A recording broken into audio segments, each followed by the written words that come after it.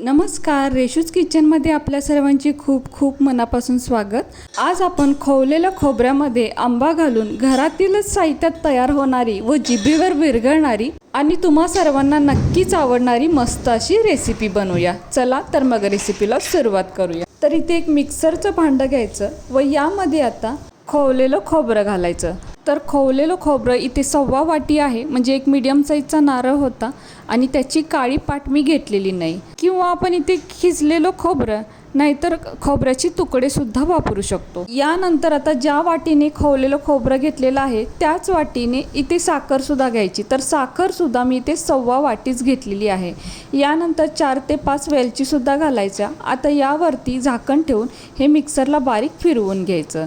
तर आता मी मिक्सरला फिरवून घेतलेलं आहे। आता यानंतर आपल्याला आंबा म्हणजेच आंब्याचा गर घालायचा आहे। तर आंब्याचा गर सुद्धा 1.25 वाटीच घ्यायचा। तर प्रमाण अगदी सोपं आहे।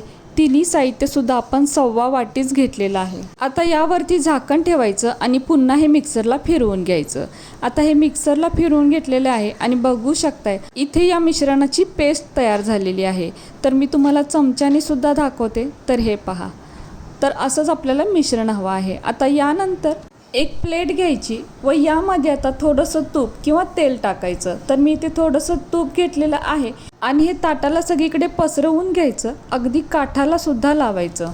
यानंतर गॅसवर एक कढई ठेवायची व यामध्ये आता 1 चमचाभर तूप किंवा तेल घातलं तरीही चालेल। आता तूप वितळल्यानंतर आपण जे मिक्सरला मिश्रण बनवून घेतलं होतं ते यामध्ये ओतायचं।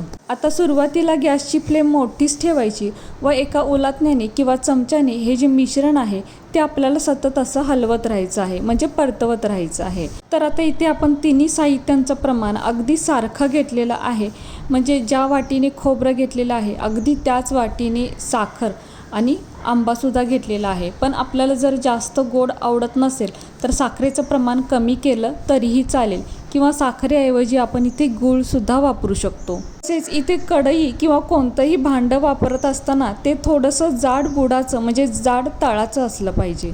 आता सुरुवातीला आपल्याला हे मिश्रण थोडंसं पातळ वाटेल, पण जसं जसं हे गरम होत जाईल तसं ते घट्ट होत जातं।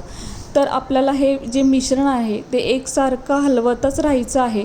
तर या रेसिपीमध्ये थोडंसं काम जे पडतं ते हेच आहे की आपल्याला हे मिश्रण सतत परतवत राहावं लागतं, नाहीतर जी साखर आहे ती तळाला लागून करपते आणि खाताना कडक कडक लागतं, शिवाय रेसिपी पूर्ण बिघडून जाते। म्हणून हे मिश्रण आपल्याला सतत परतवत राहायचं आहे।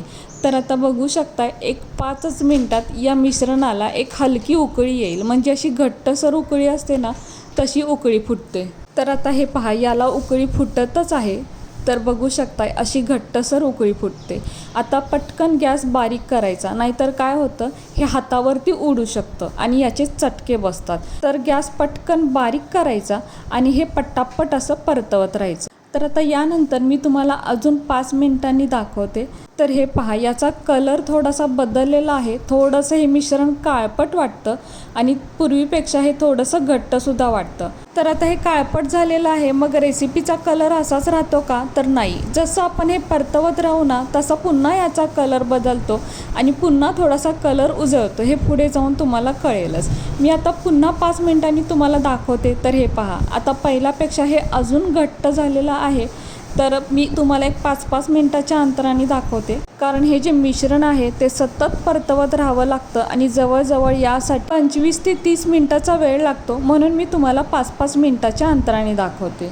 आता जवळजवळ 15 मिनिटं झालेली आहेत आणि हे मिश्रण पहा आधीपेक्षा थोडंसं घट्ट झालेलं आहे आणि याचा कलरसुद्धा पहा पहिल्यापेक्षा थोडासा उजळलेला आहे। आता अजून 5 मिनिटांनी पहा। तर हे पहा, अजून घट्ट झालेलं आहे। जसं आपण शिरा बनवतो ना तसं हे टेक्स्चर आलेलं आहे आणि कलर अजून छान झालेला आहे आणि याला पहा खाली अशी जाळीसुद्धा पडत आहे, म्हणजे ते साखरेचा पाक अगदी व्यवस्थित तयार झालेला आहे। तर आता आपल्याला हे कधीपर्यंत परतवत राहायचं आहे? तर जोपर्यंत याचा गोळा बनत नाही व कढईला हे सोडत नाही तोपर्यंत हे परतवत राहावं लागतं। किंवा चमचा किंवा उलटणं या मिश्रणामध्ये असं उभं करून ठेवायचं। जर उभं राहिलं तर हे मिश्रण आता बनत आलेलं आहे, पण बर्फी आपल्याला अजून खुसखुशीत हवी असेल तर अजून 5 मिनटं आपल्याला हे परतवत राहावं लागणार. पण आता आपण बर्फी खूप खुसखुशीत बनवणार नाही आहे, थोडीशी मऊसूत ही बर्फी बनेल. तर आता या ठिकाणी मी गॅस बंद करते आणि कढई खाली उतरून घेते व लगेचच हे मिश्रण आपल्याला तूप लावून ठेवलेल्या ताटामध्ये काढायचं आहे व लगेचच आपल्याला हे पसरवून सुद्धा घ्यायचं आहे. तर उलथण्याला किंवा चमच्याला थोडंसं तेल किंवा तूप लावून घ्यायचं, म्हणजे हे अगदी छान पसरवलं जातं. किंवा इथे वाटीचा वापर केला तरीही चालेल. तर अगदी गरम असतानाच हे आपल्याला पटापट पसरवून घ्यायचं आहे आणि वरून एकदम प्लेन करून घ्यायचं. तर यामध्ये आपण वेलची घातलेली आहे. वेलची घालणं अगदी ऑप्शनल आहे, पण वेलचीचा स्वाद या रेसिपीमध्ये खूप छान येतो. त्यामुळे आवडत असेल तर आवर्जून वेलची वापरावी. तर आधी हे मिश्रण कडेपर्यंत चांगलं पसरवून घ्यायचं व यानंतर हे वरून प्लेन करून घ्यायचं.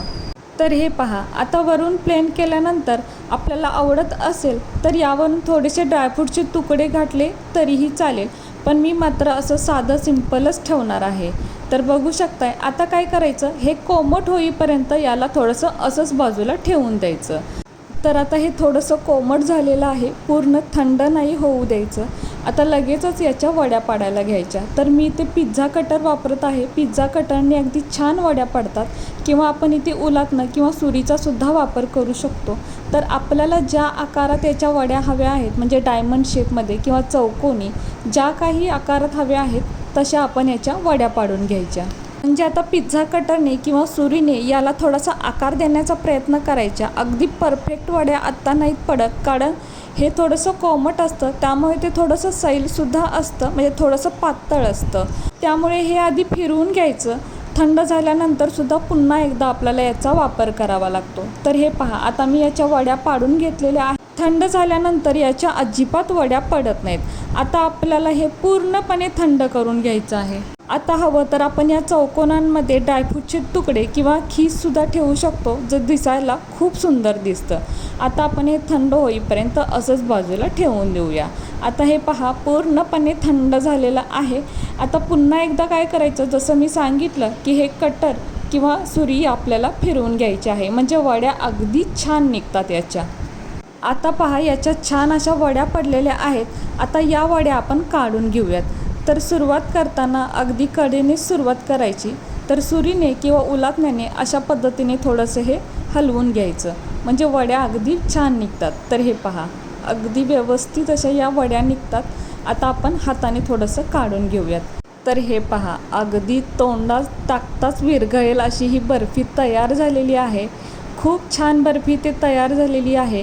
हे मिश्रण जर अजून घट्ट आपण बनवलं असतं ना, तर अगदी खुसखुशीत झाली असती, पण आपल्याला थोडीशी मऊ हवी होती. आणि बघू शकताय, काय मस्त अशी आंबा बर्फी तयार झालेली आहे.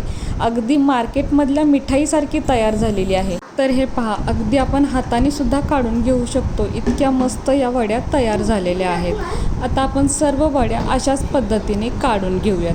तर खूप सोपी रेसिपी आहे आणि अगदी कमी साहित्यात बनते. तर बघू शकताय, अगदी सहज या वड्या निघालेल्या आहेत आणि एकसुद्धा वडी आपली खराब झालेली नाही, म्हणजे तुटलेली वगैरे नाही. अगदी मस्त या सर्व वड्या तयार झालेल्या आहेत. आणि हे पहा, अगदी तोंडात टाकताच विरघळेल अशी ही मस्त आंबा बर्फी तयार झालेली आहे. खूप टेस्टी लागते, घरातील सर्वांना नक्कीच आवडेल आणि अगदी कमी साहित्यात बनते, म्हणजे अगदी घरातील फक्त 3 साहित्यातच तयार होते आणि खूप छान बनते. तर तुम्ही एकदा नक्की करून पहा. आणि कशी वाटली तुम्हाला ही आजची रेसिपी जर तुम्हाला आवडली असेल तर आपल्या माणसांसोबत नक्कीच शेअर करा. आणि हो, व्हिडिओ जर तुम्हाला आवडला असेल तर प्लीज आपल्या या व्हिडिओला एक लाईक नक्कीच करा. नवीन असाल तर चॅनलला सबस्क्राईब करा, सोबत बेल आयकॉन प्रेस करा, म्हणजेच मी बनवलेले असेच नवनवीन रेसिपी सर्वात आधी तुम्हाला मिळतील. आता पुन्हा भेटू अशाच एका नवीन रेसिपीसोबत.